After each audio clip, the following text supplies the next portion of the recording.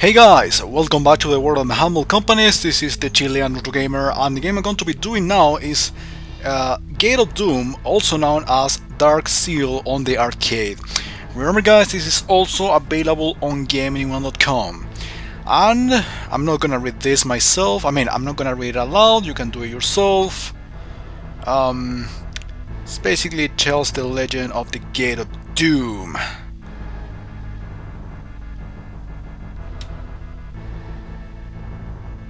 So the main objective in here is to block that Gate of Doom. I'm not gonna go through each of the characters. You know, this is one of those games in which there is a lot of legend and epic creatures involved. I'm not really into that. I know a lot of people love RPGs related to these kind of creatures, or video games in general, not necessarily RPGs. As you can see, my quest is to find and unlock the Gate of Doom. And I can select 4 different characters: a knight, a wizard, the bard, and a ninja. Yeah, there's always a ninja or a samurai involved. There's always something related to Japan in one of these games. As you can see, this is an overhead or top-down action game. Not necessarily a beat 'em up. The official description says it's a 3/4 overhead action game, a dungeon crawling game. It's a little bit of a weird genre, but in simple terms I just call it a top-down action game. And I'm playing as the bard because he doesn't get poisoned by certain enemies. However, he is not really powerful, or at least he doesn't have great range when he attacks, but at least I'm safe from poison.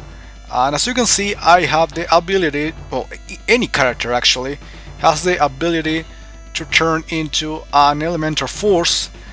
You are supposed to gain this power by killing enemies, as you can see the little bar at the left.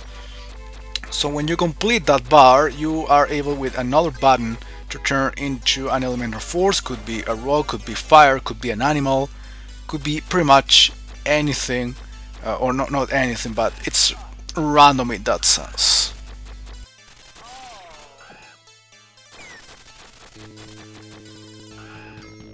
These are one of the annoying enemies from the game. These are birds. I don't know what kind of bird they are actually. Now I got confused. These are basically inverted controls. Obviously you know what it is. Well, annoying things about this game are basically related to the boss battles. As you can see, I'm not having so much trouble fighting, even if this character at least is not the best.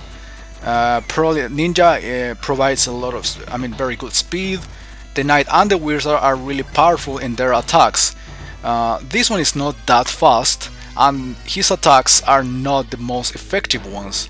However, I don't get poisoned, as I told you, and he's actually has a pretty decent attack with a Pitchfork of Doom.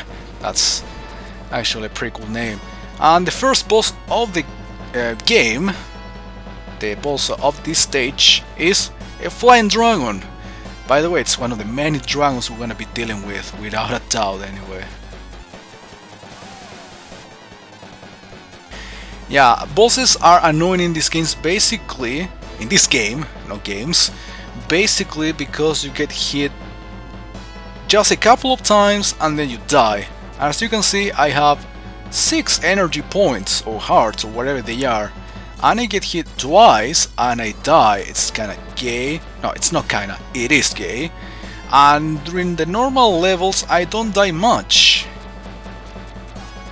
So it means the boss battles, or during those boss battles, you are required to know the pattern and take your time. That's the annoying thing too.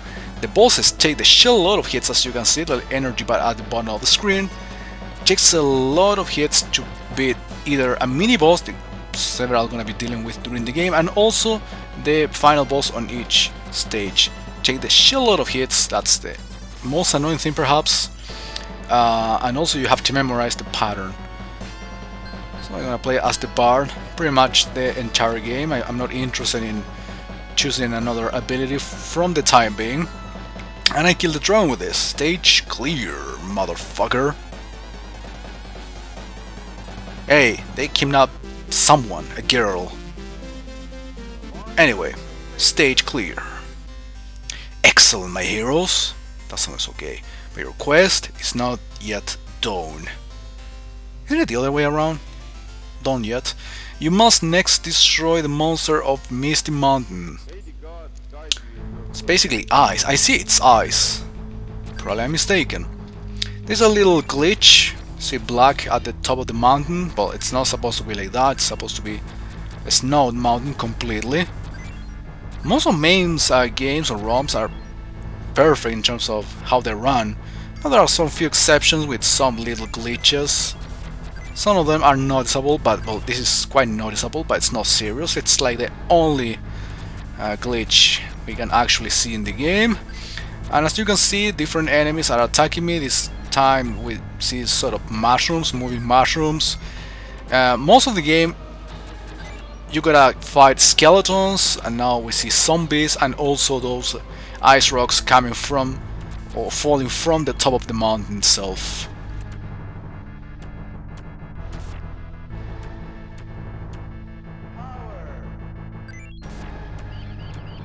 And now I turn into mice. The big mice with the kids, I don't know. Oh, I'm a bit lost actually. Probably the glitch is not helping here at all. Actually, it's confusing me, and the water kills me. That's amazing. Well, I guess I have to take another way here.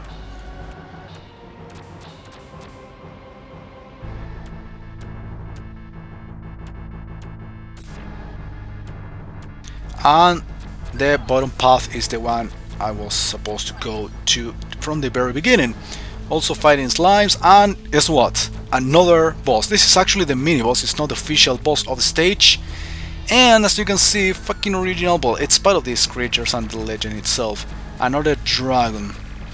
As you can see, this attack is pretty gay. With only a couple of hits, you die. That actually pisses me off.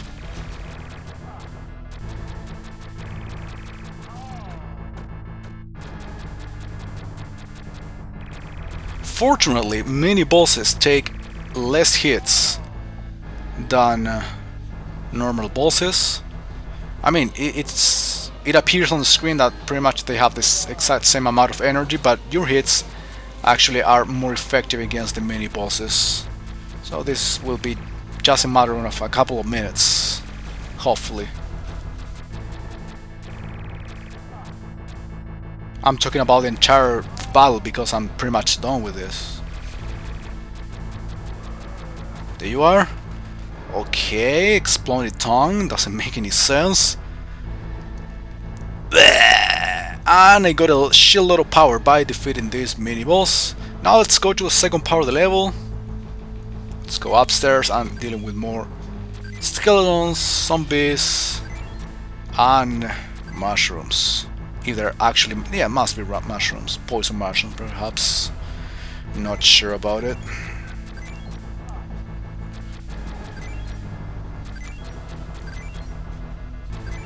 A random ball. And it turned into fire. The thing is that even if you turn into an element or an animal or whatever, you can get hit anyway, so you gotta be careful. Of course you have to attack as much as you can in order to kill certain enemies faster, but even so you can actually get hit and die even if you turn into an elemental force.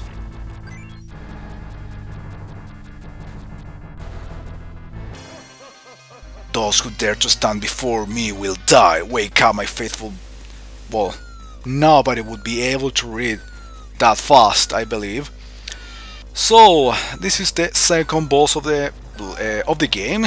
Second official boss, if you will. I don't really know about these creatures. I'm not into these kind of legends and characters and stuff like that. I don't know if I already mentioned this, but not necessarily RPG games are related to these things. A lot of NES games I remember are related to this kind of enemies. This is not the Beholder, if I'm not mistaken. I think you fight the Beholder later on. Not sure, but yeah, this is a purple thing with a big eye. That's basically what it is, and it's pretty annoying, as you can see. Throwing bolts everywhere. You cannot even tell what's going to happen. Well, I got to be patient anyway. I try to hit it as fast as I want, and I don't care about getting hit. But I actually don't care, because I can continue as many times as I want. If I had a limited amount of continues, like a console game,